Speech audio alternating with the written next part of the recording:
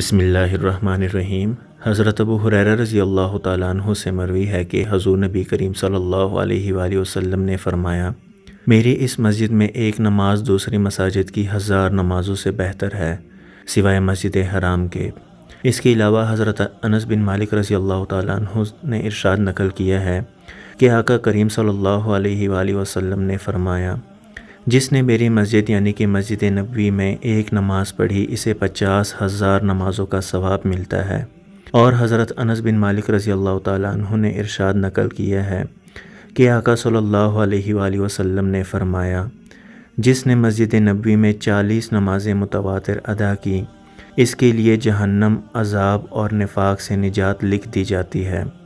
اللہ تعالیٰ سب دوستوں کو باادب حاضری نصیب فرمائے اور دین و دنیا کی بھلائیاں عطا فرمائے، آمین یا رب العالمین۔ درود پاک پڑھیں۔ اللہم صلی علی سیدنا محمد وعلی آل سیدنا محمد وبارک وسلم۔